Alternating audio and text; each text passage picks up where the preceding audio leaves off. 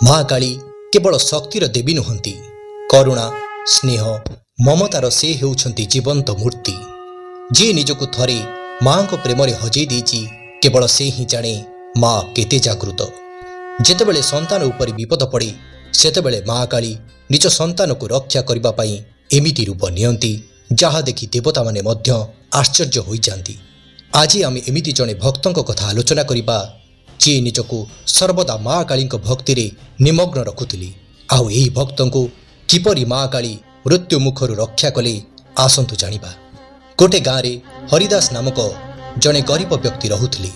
दिन सारा से अक्लांत परिश्रम करी काम करुथिले। आउ राति रे ग्राम निकट रे थिबा माँ काली मंदिर को जाई माँ निकट रे दीप जाली काली चालीसार पाठ करुथिले। से नित्य माँ भजन करुथिले और नाम जप करुथिले। हरिदास को माँ को प्रति प्रेम अतुट थिला। मात्र ग्रामवासी माने हरिदास को बहुत उपहास करुथिले। से माने तांको ताश्चल्य करी कहुथिले, अरे माँ को एमिति पागल परी डाकिले कौन तो पेट पुरी जीव। हरिदास किंतु सेमानक कथा को शुणु नथिले और माँ को भजन रे निजको निमग्न करी रखुथिले।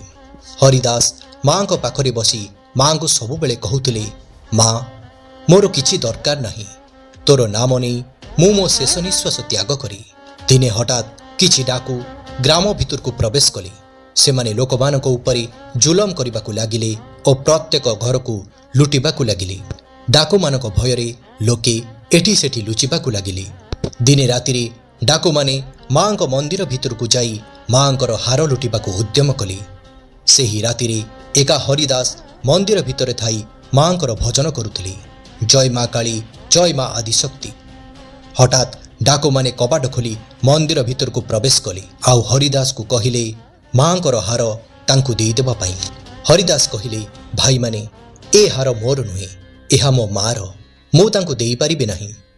डाकू माने हरिदास को कथारे हसिबाकू लागिले एवं हरिदास को जीवनरु मारिबार धमक देले। किंतु हरिदास सेमानक कथा न शुणिबारु क्रोधित होई डाकू माने हरिदास को मारिबा पाई तलवार उठाइले। एतिकी बेले माँ मूर्तिरु एक दिव्य आलोक बाहरिबाकू लागिला। एक प्रचंड शब्दरे समस्ते थरी उठिले।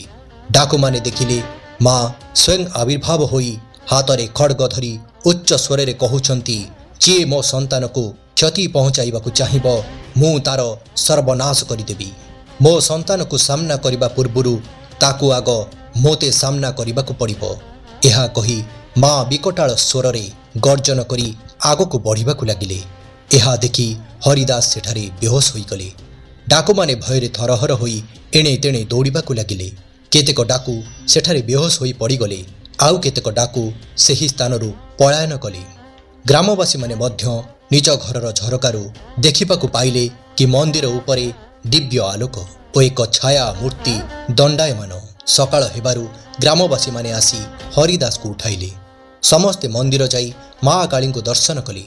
माँ पूर्ववत शांत थिले और हसुथिले। समस्त वृत्तांत शुणी ग्रामवासी माने निज भूल बुझिबाकू लागिले और हरिदास को माँ काली पुओ मानिबाकू लागिले। सेही दिन ठारू सेही ग्राम को आउ केबे भी डाकू मानकर पाद पड़िला नाही। माँ काली प्रेम अनंत असीम। माँ काली एक कली जुगर जागृत देवी अटंती। जे थरे तांकु प्रेम रे डाके से ता पाखे सदा सर्वदा छाई परी रही थांती। माँ काली भयंकर रूप केवल दुष्टों पाई, निज संतान पाई तो तांको मन सबुबेले व्याकुल रही थाई। से निज संतान को समस्त विपदरु रक्षा करि थांती। आपण माने मध्य थरे माँ को प्रेमर सहित डाकंतु, देखिबे से आपणक पाखकु दौड़ी चली आसीबे।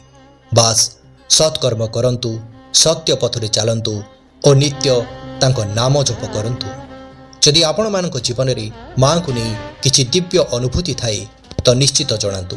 कमेंट बॉक्स रे जय माँ काली अवश्य लिखंतु। वीडियोटी को लाइक करंतु, शेयर करंतु।